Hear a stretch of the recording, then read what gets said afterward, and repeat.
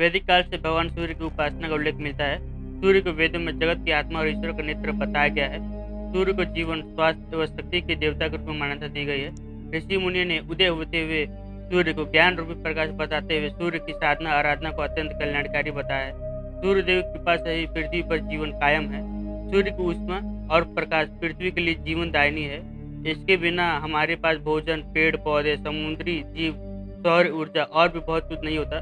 ऋग्वेद के देवताओं में सूर्य देव का महत्वपूर्ण स्थान है। यजुर्वेद में तक्तो सूर्य जायत कहकर सूर्य को ईश्वर का नेत्र माना गया है। शांत अग्नि उपनिषद में सूर्य को प्रणव निरूपित कर उनकी ध्यान साधना से पुत्र प्राप्ति का लाभ बताया गया है। ब्रह्म वैवर्त पुराण तो सूर्य को परमात्मा स्वरूप मानता है। प्रसिद्ध गायत्री मंत्र सूर्य परक ही है। धार्मिक मान्यताओं के अनुसार सभी नवग्रहों में सूर्य को राजा कहा गया है। आध्यात्मिक ज्ञान और आज का विज्ञान दोनों में सूर्य की विशेष महिमा का उल्लेख किया गया है। आइए जानते हैं कौन है सूर्य देव। सृष्टि के प्रारंभ में ब्रह्मा जी के मुख से ओम प्रकट हुआ था। वही सूर्य का प्रारंभिक सूक्ष्म स्वरूप था। इसके बाद भू, भुव तथा स्व शब्द उत्पन्न हुए थे।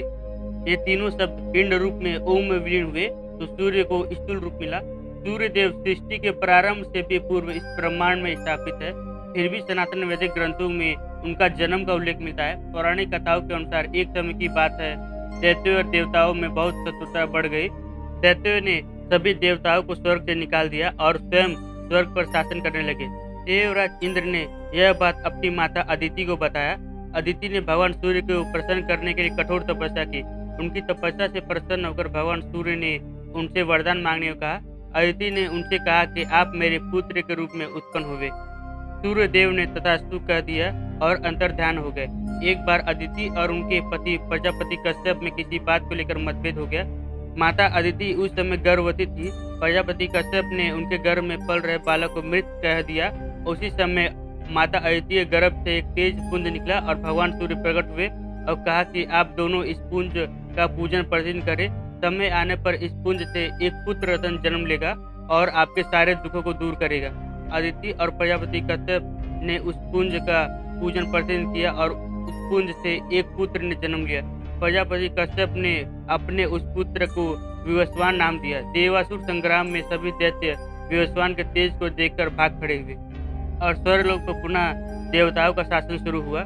मित्रों, धर्म ग्रंथों में कहा गया है कि सूर्य भगवान शिव के भक्त है और सदैव उनकी आराधना करते हैं। जैसे सूर्य देव भगवान शिव का आराधना करते हैं, वैसे ही सूर्य देवता की आराधना के लिए विभिन्न मंदिर भी हमारे पूर्वजों ने बनाए हैं। जैसे कि कोणार्क सूर्य मंदिर, मुड्रा सूर्य मंदिर, मार्तंड सूर्य मंदिर, बेलाउर सूर्य मंदिर इत्यादि। प्रत्येक देवता सूर्य की उपासना शीघ्र ही फल देने वाली मानी गई है।